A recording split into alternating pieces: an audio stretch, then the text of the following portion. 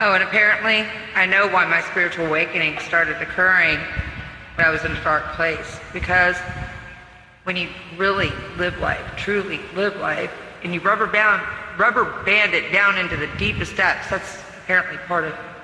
I'm learning so much about myself, and I'm making new discoveries every day. And it's about letting that love, light, and compassion, and empathy flow forward, and to learn from those experiences and to share them with others. I know in my inner core, that's what I'm supposed to be doing. And I always feel compelled, I feel passionate, I feel driven. Sometimes I may question myself because it's not like I've got someone telling me how to go about this all. No more than parenting comes with an instruction pamphlet, if you will.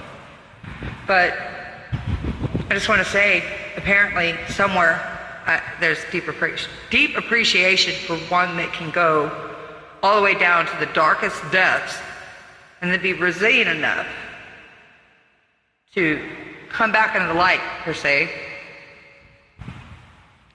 I think it might take me a second to find it, but you'll see, and many of y'all have probably heard the story about I think it was a Cherokee Indian tells passes along a story, right? It's the good and evil within everybody, and I think that's truly the light and dark, and that hell is only a state of consciousness. You are your own worst judge and critic. At least for me, I know I am. When you sin, when you do something wrong, it's your peers and you that judge you. And that happens for all of us, I do believe. But to go to the deepest depths of darkness, into the pits, and then to have the ability to bounce back up, apparently that's honored. I don't know exactly how this all works yet. I know there's something much bigger. I know there's a lot I don't know, and I will not claim to know it all. But I know if you follow the truth trail and you look for truth, the truth shall set you free. That I have learned. And there's a little bit of truth to be found and pick up from your peers in this greater learning experience of what we call life. And that I can't tell you. So it doesn't matter where you've been in life or what you've done. I'm just as guilty. I have sinned. I've harmed myself through certain acts that affected others, that hurt them. It was unintentional, but it still hurt them. And I can only pray and hope that they forgive me in time. Because time does ultimately heal all wounds. And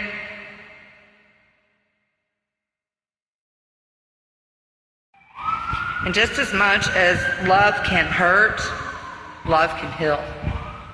But we've hardened our hearts, guys. And realize that's all been part of a greater learning lesson, though, really. We've been oppressed. We've had our hearts broken. But you are resilient. Got to learn to allow the love back in. And that's something I struggle with even now, is trust issues and allowing that love to flow. But we can do it, guys. We were taught all wrong, but we allowed that too. Learn to question everything. Question everything. If it doesn't feel right, it's not right. There is so much more to all this than even I understand or can contemplate or fathom. But just listen with your heart. Knowledge is key. It's a powerful thing. I will say that time and time again. If you haven't heard that song I shared with y'all, Princess One, it's a release song that apparently wasn't meant to get out. Listen to it, because many of the artists knew. They knew. Listen to it. Forgive yourself, once again. I don't care what you've done wrong. Forgive yourself, most importantly. It starts with you. And then pass the torch and the light and the hope on to the next person. Spread your love, light, and compassion for others, because that's really what you're here for. Learn from that experience. Learn and grow. Spread that to others.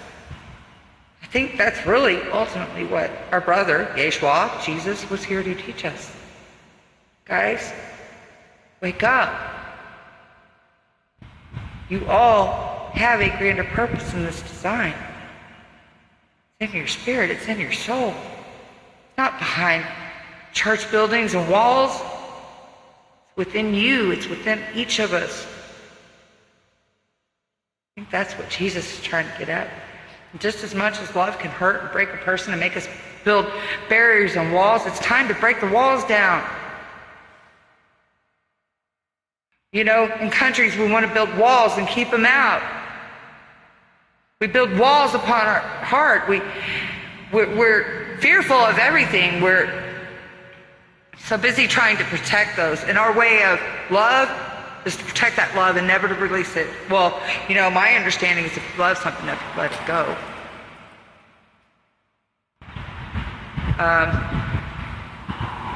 Truly, guys, let your love flow.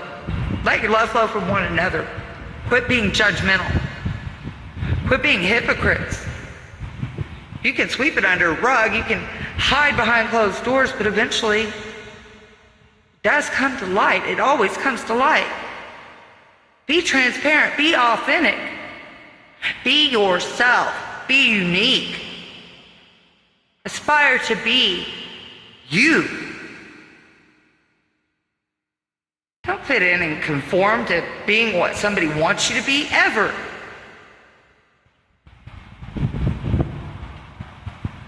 Anyway, I could only hope I could touch one or two hearts.